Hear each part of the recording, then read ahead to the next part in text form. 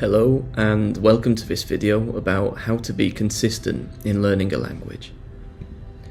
So, consistency is arguably the most important thing when learning a language, or indeed learning anything, because it allows you to build on your progress and generate momentum for the learning process. But despite this importance, I think that it's one of two elements of language learning that are often neglected online. So consistency, but also not giving up.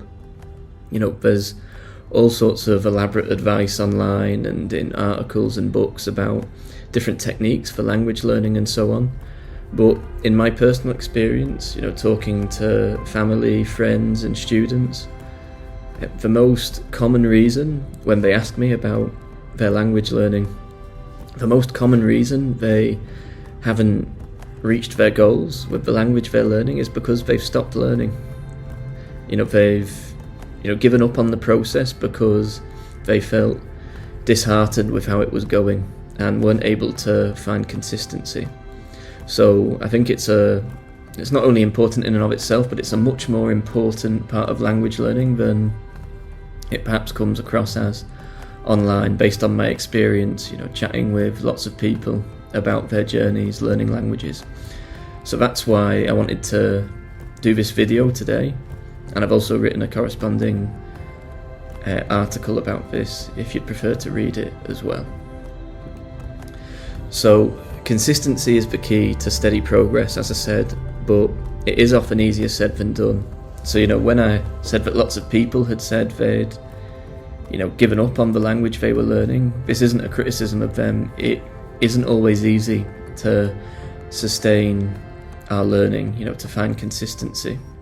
Now, there are two underlying causes for this, in my opinion, and also another series of reasons are the many practical challenges we all face in terms of, our daily schedules, our other commitments, with family, friends, work, etc.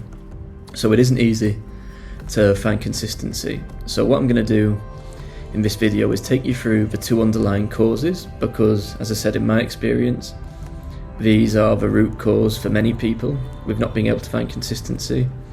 And so hopefully once you understand those, you'll find it easier to find consistency. But also I'll cover the practical challenges as well and give you some techniques and strategies to overcome those and get the most from your language learning. So in terms of the two underlying causes of lacking consistency, there are two.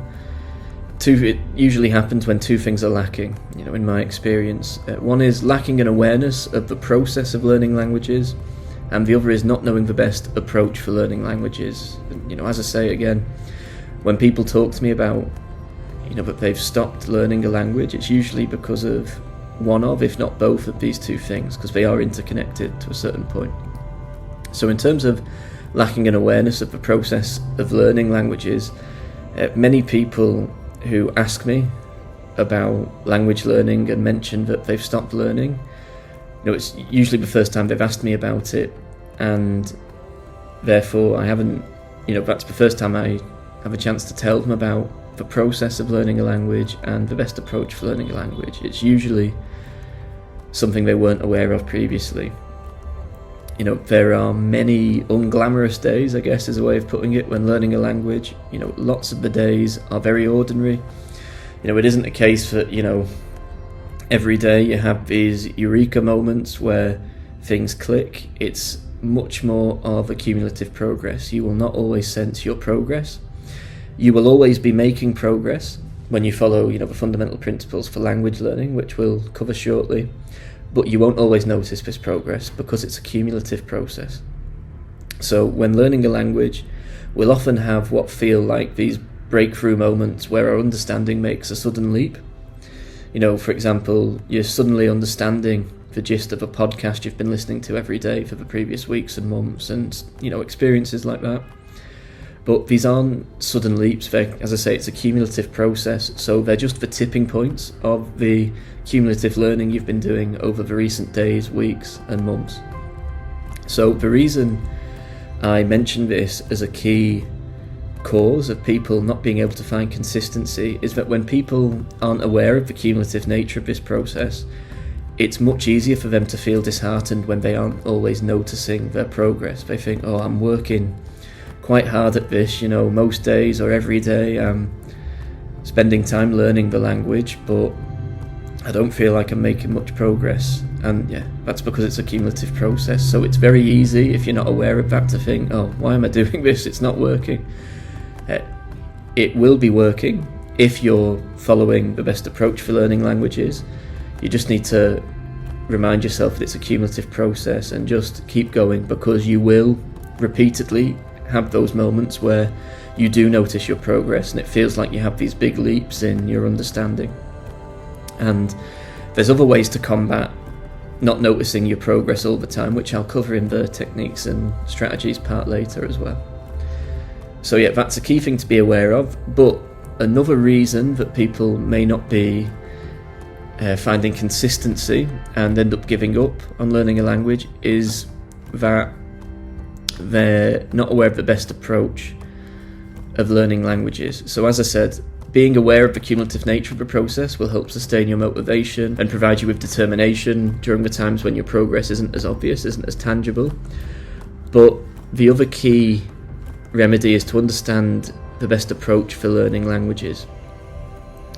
Now, if you pair this with that awareness of the cumulative nature of the process, then you'll be able to find consistency, because no matter how hard or difficult it gets, on days when your motivation is low or you're not noticing your progress during a certain time period, you'll know that what you're doing will lead you to your goals, and it just makes it much easier to keep going because you trust in the process. A lot of the people you may see online, I don't tend to watch or follow much of this myself, but I know that online on YouTube there's a lot of videos about like polyglots and stuff. I don't like that word personally, but language learners, people who've not necessarily polyglots, but people who've learned a language to a very high level. The reason all of those people have achieved that will be because they kept going. They will have had many days during their process where it's not obvious they were making progress, but they'll have known that if they keep at it, they will get to where they want to. So understanding the process and knowing the best approach will do that for you. And it's arguably, the key reason that people who are consistent with learning a language are able to be consistent, because they understand and trust in the process they're following and in the approach they're following. So, as I say, not knowing the best approach for learning languages is the other key interconnected reason to that. So, for example, you have two types, I guess. Someone might be following the best approach for learning languages, but if they're not fully aware of the cumulative nature of the process, they may still feel disheartened when they're not noticing their progress and then give up. Or it might be that they also just don't know the best approach for learning languages, in which case their progress won't be obvious to them because they actually won't be able to make much progress because they're not following an approach for learning languages that follows the fundamental principles required to learn any language. So the reason I think this is a problem for people is that not just not knowing the best approach for learning languages, but also it can be really confusing when you start out researching how to learn a language. There is lots of noise online, all sorts of advice and tips and hacks for learning languages. Not all of it is good advice. Some of it is good advice, but even then it can be confusing trying to piece it all together, because it's often given to you in specific chunks, like how to do a certain thing, how to do another thing, etc. And you're trying to piece it all together. It can be difficult. And as I say, not all of it is good advice as well.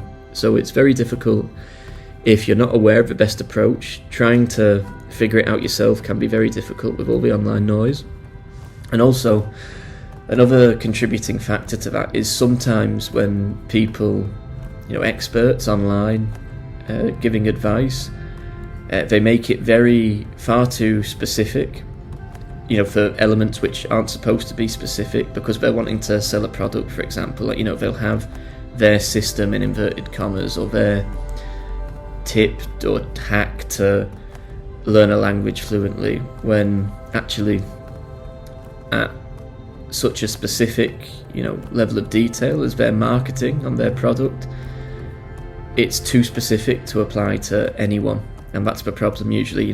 Many people sign up to online courses like that or buy products like that, and usually very expensive as well, and they'll find that it just doesn't work for them because it's far too specific in that sense.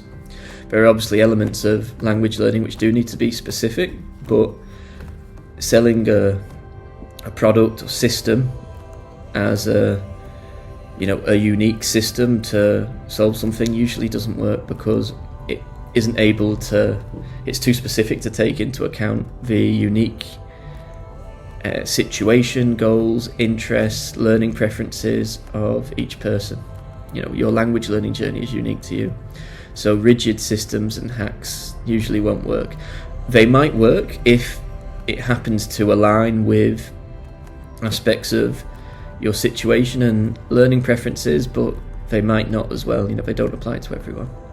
So yeah, it's very difficult to find the best approach for learning languages amidst all that noise online. So when I say the best approach to learning languages, what I mean is an approach that follows the fundamental principles for language learning, or of language learning. And these are essential elements that anyone needs to learn any language. Now, because these are fundamental elements, required by anyone for learning any language, the great thing about this is twofold. Is one, by following these principles, you'll be able to reach your goals in a language, but two, because they are fundamental principles that apply to anyone and apply to any language, you have a lot of room to be as creative as you want in terms of how you go about following those principles.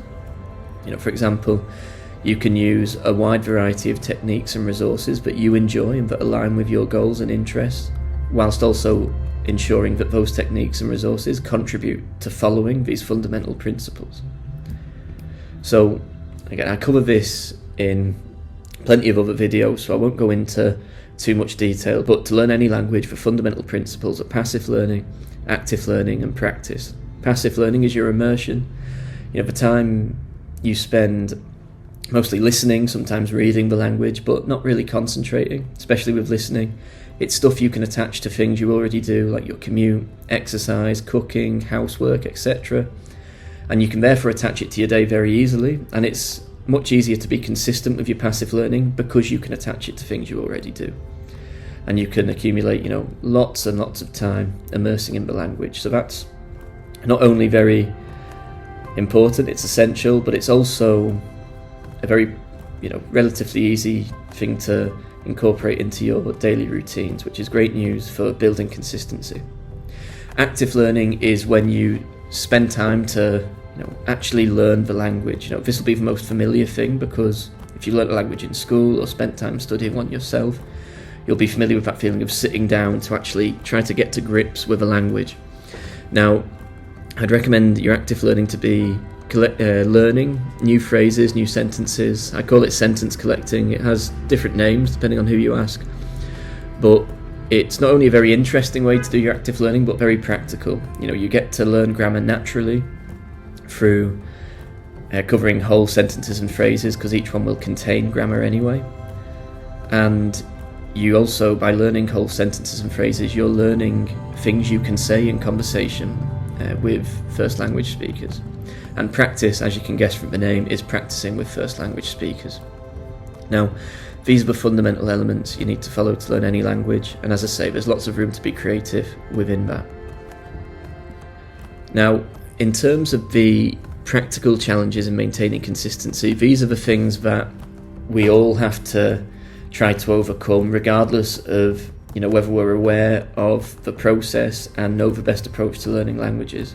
So these will always be challenges, but there are ways to overcome them or reduce the negative effect they can have on your consistency when learning a language.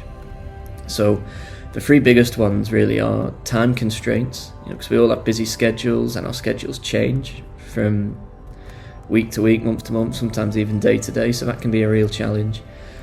Dealing with procrastination, this won't necessarily be a challenge for you, it will depend on the person, but some people might find that they procrastinate if they're putting off doing something.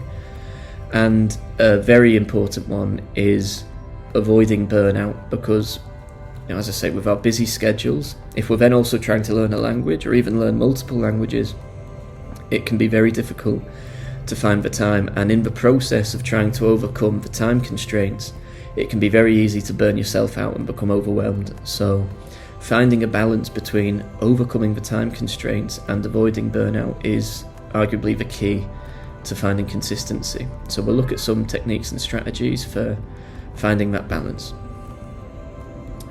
Now, in terms of overcoming time constraints, one thing I'd recommend trying at least is dividing your learning time into small chunks. Now, this isn't necessarily ideal. Sometimes, you'll often want to sit down and really work your way through, a topic in one go, for example, for your active learning. But given the practical realities of our schedule, that won't always be possible. So in that instance, what I'd recommend trying at least is to divide your active learning time into smaller chunks. So for example, if you've got 10 minutes spare in the morning before work, then learn some phrases then on a given topic, and then if you've got 10 minutes spare in the evening, learn a few more phrases for that topic, in that evening, and go about it like that. And then if your schedule improves, in terms of free time, then you can always adapt that as you go. Now, another one, and this is, a really a big one in terms of it's a great opportunity, this one, is using empty time. And what I mean by empty time, as I've mentioned in other videos, is the time, you spend, say just scrolling for your phone while you're waiting to do something. It might be scrolling before your shift starts at work, or scrolling waiting for the bus or the train, or scrolling, while you're waiting for the oven at home. During that time, you could be, listening to a podcast in the language, or learning a few new phrases, or even messaging on apps like Tandem and HelloTalk with language exchange partners in the language you're learning. Now, just as a quick example, if, say, a conservative estimate, that amount of empty time for you was, say, 1 hour a day, that's 7 hours a week, 30 hours a month, 365 hours a year, more or less. So that's a lot of time that could go towards your language learning, and also a lot of time that can contribute to your consistency, because we all scroll our phones each day. So if we switch that to learning languages, we'll automatically find that we're learning languages each day. So it's great for building consistency and making much faster progress. Now, the other one is linked to the best approach to learning languages, and that is to embrace passive learning. I often find that my schedule is very busy between, aside from family and social commitments, my work. I have, my work as a teacher in school, and also my work on how to learn languages as a website, studying various languages, and, researching for books I write about history. Recently writing one about the history of the Vietnamese language, which takes up some time.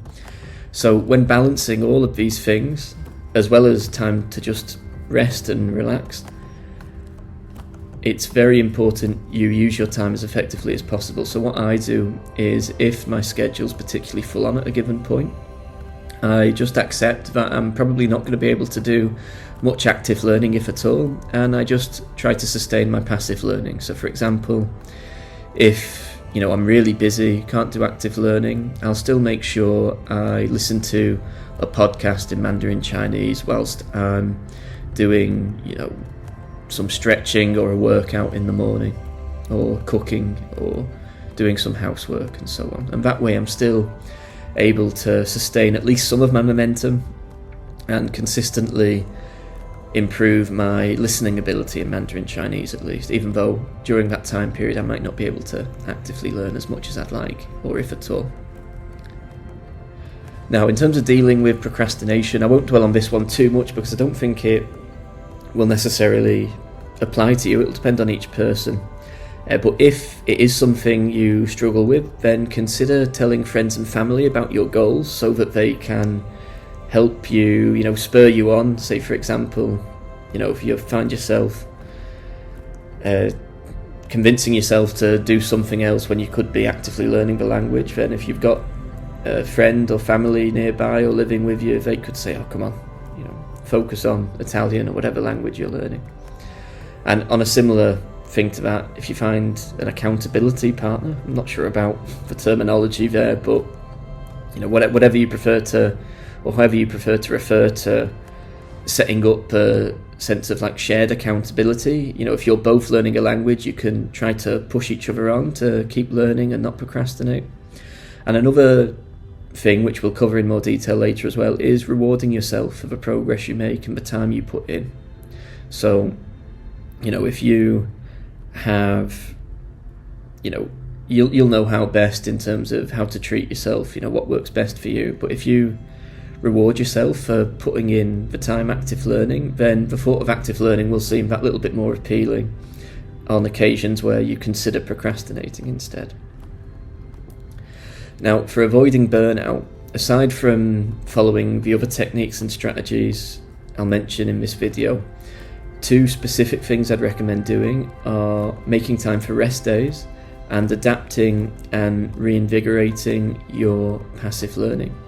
Now, the thing with rest days to bear in mind is obviously you'll know yourself what the balance for you is between a rest day and a day where you just didn't really want to do the active learning, for example.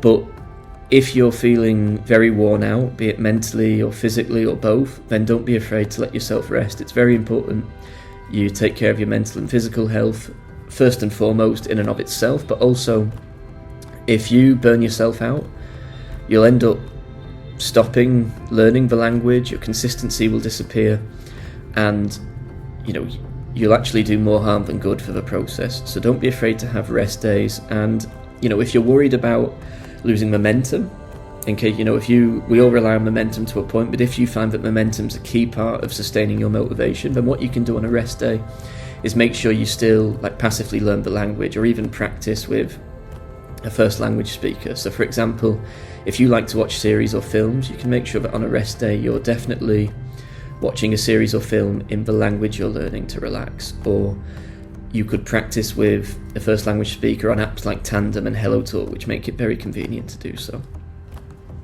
Now, just a final thing on rest days, it could also be a rest day because there's other things in your life that you need to attend to, and that by attending to them you not only take care of them first and foremost because you need to take care of them, but also by taking care of those things you will free yourself up mentally to focus on language learning again. So as a very simple example, it could be something as rudimentary as just decluttering your house. If you've been meaning to do a big tidy up and do a lot of housework, then setting aside a day to really focus on that will be well worth doing, because you'll feel a lot better after doing it, and that will put you in a better space for learning languages, as well as just freeing up the time itself that you otherwise would have had to spend on doing that at some point eventually anyway. And again, if you are doing something like that, tidying up, then you can be listening to a podcast in the language while you do it, for example, or listening to music in the language. Now, the other thing is to adapt and reinvigorate your passive learning. Now, this is for when there'll be times when you're learning a language where you're not feeling as infused by it as you normally are, and there could be various external factors for this. But one reason that might be contributing is you may have just actually got a bit bored with some of the content you're immersing in or using for active learning. So don't be afraid to try a different podcast, or try a different series, or even try different material for your active learning, and that may well reignite the spark you had for learning the language and help you keep consistent with it. Now, in terms of practical strategies for staying consistent, there are 3 key ones, I guess, and we'll go into more detail on each one, but these are creating a language learning routine. Now, I'll have another video on that which I'll link below, and I'd recommend watching that for more detail, but we'll cover a bit of that here as well. Setting specific and realistic goals, we'll go over the importance of that and how to do it, and tracking your progress. Now, that's quite a nebulous concept, there's different ways you can go about it, but we'll cover that here as well. So in terms of creating a language learning routine, as I say, there'll be more detail in the other video that I'll link to, but for now it's just worth knowing that if you embed your language learning to the things you already do, it will turn your learning into a habit, and that will make it much easier for you to sustain it, and this will improve your consistency, and that in turn will improve the progress you make with the language and sustain your progress. That in turn will build your confidence and your momentum, and that becomes a virtuous circle where your motivation is constantly nourished and growing, even where you want to keep on learning the language. So yeah, by the simple act of embedding your active learning and your passive learning and your practice into your daily routine, it can really propel you forward and be the key to consistency. Now, just as a quick caveat to that, your routine will change based on your schedule changing. Things come up in life all the time that you're not expecting, that you need to attend to, and that's totally normal. That's part of the process. So be sure to be flexible with your routine as you go, to adapt it to your daily life so that you can continue your routine. Don't think of it as interrupting your routine. Think of it as just adapting your routine so that you can keep having a routine, which is much better than not having a routine at all. Now, just as some quick examples for embedding these into the things you already do. Passive learning, we've covered already. It sort of speaks for itself. When you're on the commute, cooking, cleaning, doing exercise, very easy way to attach it to those things. But in terms of your active learning, try to associate it with different parts of your day and with different places, and we'll cover that in a bit more detail later. And just an extra tip that I came across recently reading this book called Zen, The Art of Simple Living by Shunmyo Masuno. He suggested waking up 15 minutes earlier, and it's a great simple way to just find a bit more time in each day. Especially if you're finding that you haven't got enough time for active learning or not as much time as you'd like. If you wake up 15 minutes earlier, it's an extra 15 minutes you've got to actively learn the language, or listen to some music in the language as you exercise in the morning. So you can use that time however you want. Could use it for language learning, but even if you just use it to relax and feel more in control of your day, that will put you in a much better frame of mind for the rest of your day in general, but also for the language learning you'll do that day.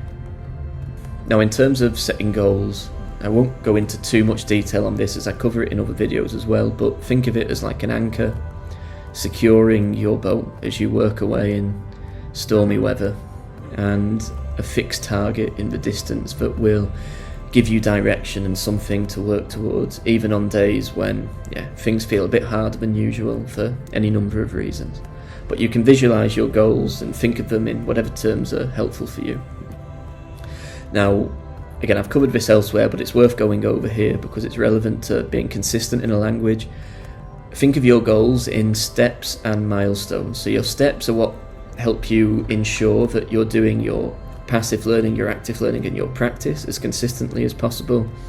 So these are just examples. You could do less or more depending on your situation and adapt it as you go. But spending at least an hour immersing each day, learning 10 phrases a week, and having a conversation every day are examples of goals that can function as steps that help you stick to a certain amount of passive learning, active learning and practice each day and each week, and that will help your consistency. But as I've said, be sure to be flexible and adapt that to your changing schedule, because you'll inevitably have to as you go, and that's fine. Now, the other function of goals are as milestones, and these are great for sustaining and nourishing your motivation. You should make them as specific and realistic as possible so that they're very achievable and frequent, because the more achievable and frequent they are, the more often you'll have that sense of fulfillment and enjoyment when you reach these milestones. Now, these are just examples I'm going to read out, but you could add plenty more in between and shape them to your goals and interests. So, for example, being able to write a shopping list or to-do list. You just look up the words and write it down, and the more you do the shopping and do that process each time, the more familiar those words will be. But that's a very simple one you can tick off very early in the process. Be able to order at a cafe, talk about the weather, understand the dialogue on a given situation or topic, understand the gist of a podcast or news report, read a book in the language for enjoyment, and have a flowing conversations. As you can see, they're getting more and more advanced for milestones, but you can add plenty more along the way in between that journey to help sustain your motivation by constantly or very regularly ticking off milestones, and that will help you to be consistent because you'll look forward to achieving those milestones. Now, as I said, do be sure to shape them to your goals and interests. There's no right or wrong, milestone to have with your language learning. Just follow ones that suit you. And as I said, be flexible about your goals, adjust them to your daily schedule, and don't get too carried away with your goals, even though they can be important. Think of them as useful tools and, paths, guides for your journey learning the language to help with the process. What's much more important is how you learn the language you're learning. Your approach to learning languages is the key to learning languages at the end of the day. Your goals are something that can really help with that process and help you to become consistent. Now, in terms of tracking your progress, this will come down to personal preference. You could, have a very vague way of tracking your progress where you just take time to reflect now and again. That's absolutely fine. Or if you want to be more meticulous and deliberate with it, you can do. So in terms of methods you can use, if you use a notebook for your active learning, then that will naturally function as something that tracks your progress. There's different ways you can keep track of your active learning. For example, some people like to use flashcards, other people write a diary in the language, as I mentioned on the slide. But one way I've found that's very engaging is to use a notebook. So I did this when actively learning Vietnamese, and the fact that every time I actively learned the language, I would be using the notebook to, write down new phrases or write out transcripts from a vlog in Vietnamese and so on. It ended up being a really dynamic and varied record of the active learning I've been doing. And so I could, if I turn to page 1, I can notice how much more I understand when I look at a page towards the back of the notebook. And that can be a really nice way of seeing how far you've come and sustaining your motivation.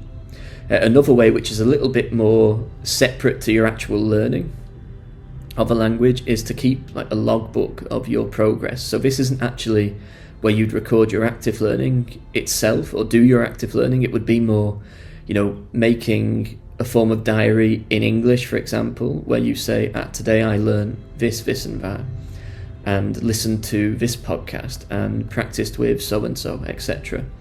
Now, if you'd feel comfortable to and want to get even more out of that, you could try doing that logbook in the language you're learning and combine the diary approach in that sense, but just do whatever feels best for you. There's no right or wrong way, as I say. And the other thing to consider when tracking your progress is, do you prefer like pen and paper, or do you want to use apps and software? Now, if you like using stuff like habit trackers or like making very detailed spreadsheets or elaborate plans, calendars with milestones on, that's fine. By all means do that. But if you just want to just use a pen and paper just to jot down stuff, that's also fine. I personally tend to use Apple Notes just to keep track of my plans for learning a language.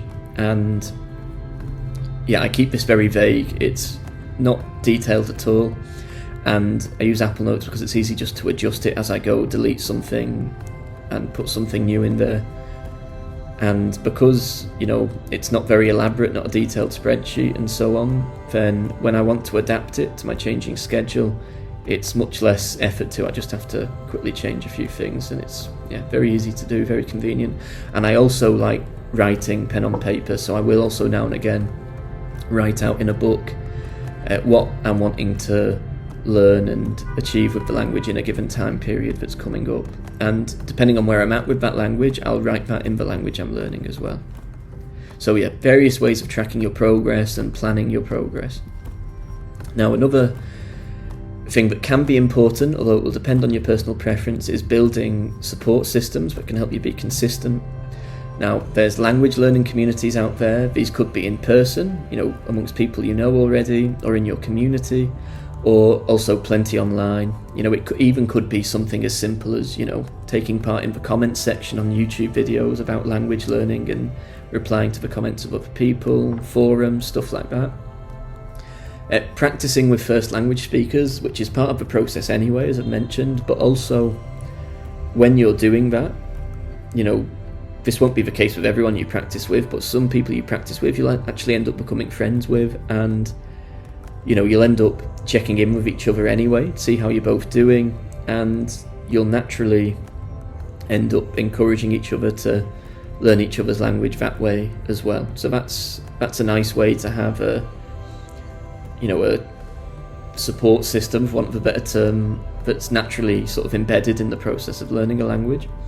And also, I guess, different terms for this, but social accountability, you could call it, where you could either have, I guess people call it an accountability partner, where you both have a similar goal, or you both have a goal and you decide to help keep each other on track with your goal, or just simply tell your family, tell your friends about your goals for learning a language, so that they can remind you here and then, if you're struggling for motivation, they can spur you on and stuff like that.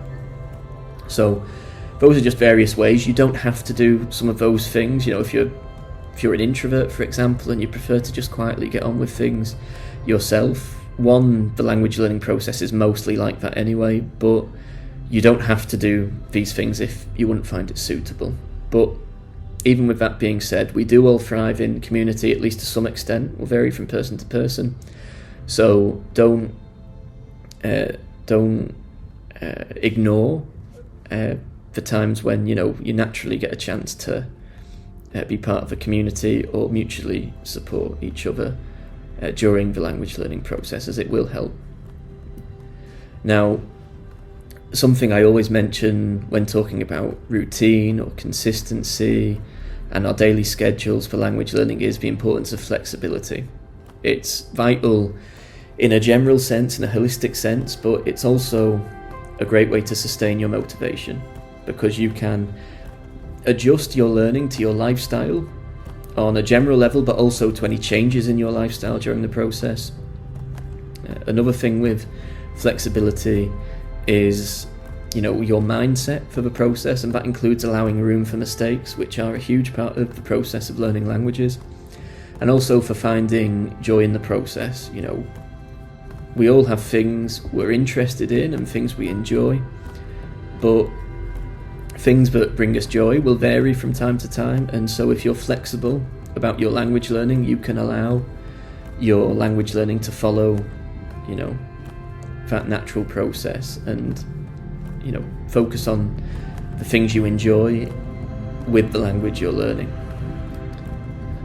So in terms of adjusting learning to your lifestyle, I talk about this in much more detail in a video about how to learn multiple languages, and also about creating a routine.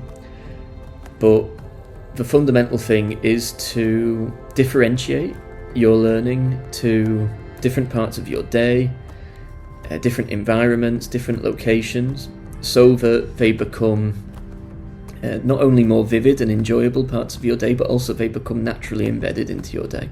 So for example, if you have a favourite cafe that you find particularly relaxing or particularly easy to focus at, then make that the place you do your active learning each day if possible, be it on your lunch break or on the way home from work. You stop there for half an hour or an hour. That can be a great way for it to become embedded in your daily routine, because it's a place that has some meaning to you and is an effective place for you to learn.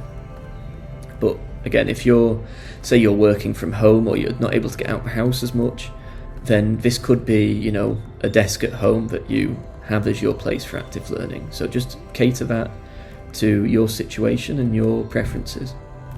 In terms of immersion, it might be that you relax on the sofa to listen to a podcast or music, or watch a series in the language. And as I've mentioned before, commuting is a great one for listening to the language on your way to work, or if you're studying at university or at college or whatever. That can be a great time to immerse in the language. And as I say, with passive learning, it can very easily become embedded in your daily routine, which is great. It can really help with consistency.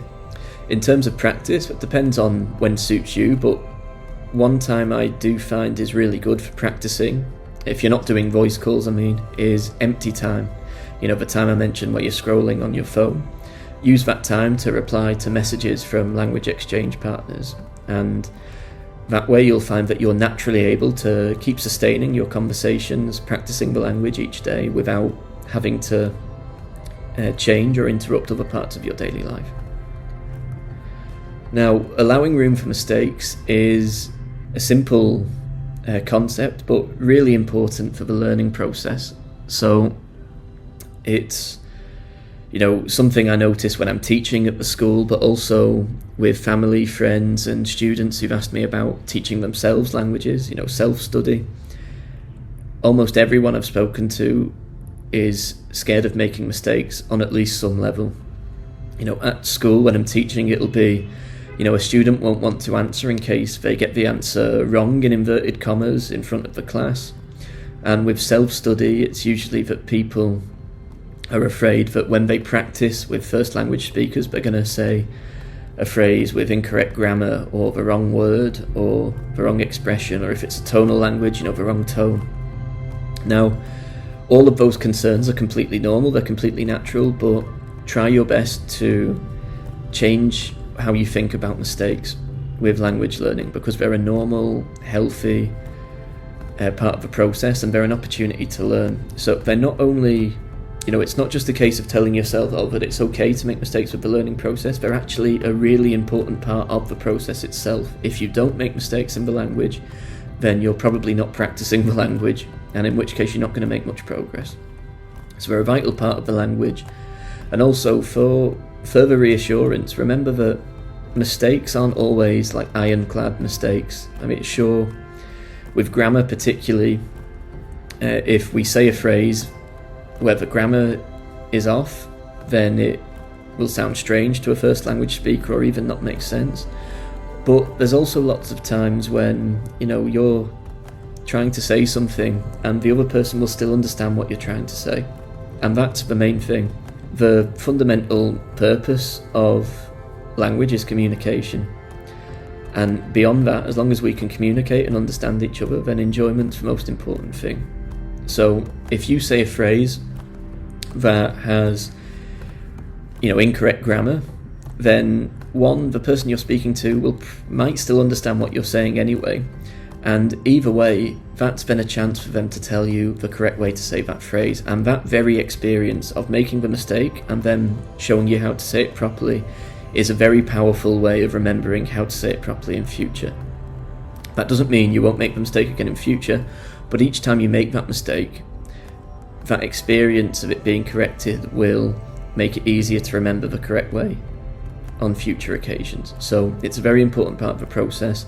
And in terms of if you're worrying about saying the wrong word, sometimes when you try to say a phrase in the language and choose a word that's maybe similar to what you were going for but not quite the word a first language speaker would have used, very often it will still make sense to them. I remember chatting with someone from China to practice my Mandarin Chinese. I was also helping them practice English, and they said, and this was on typed message, they said, when they were asking me about my work schedule and stuff, and I said, I was very busy at that moment, they said to me, "Hope your work be finished smoothly."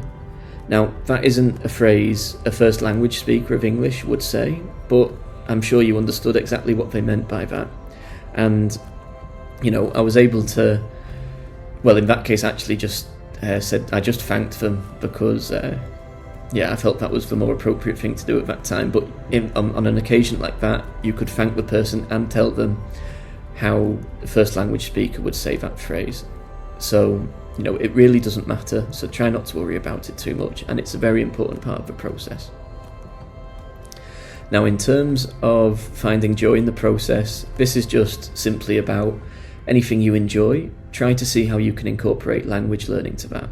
So, if you particularly love music or films or series, explore music and films in the language you're learning. Or if, you love painting, see if you can watch tutorials for a certain style of painting you're interested in the language you're learning. So a tutorial in the language you're learning.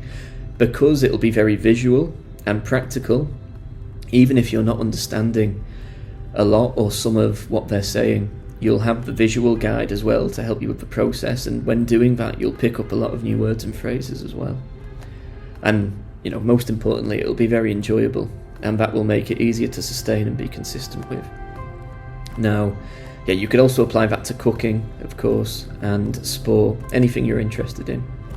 And as a final one on that, this applies, you might want to do this in English when you're in the early stages of learning the language, but once you reach, say, an intermediate level and above, learning about the history and cultures of regions and countries where the language you're learning is spoken can be a great way to not only appreciate the language more, get a deeper understanding of it, but also just to enjoy the process more.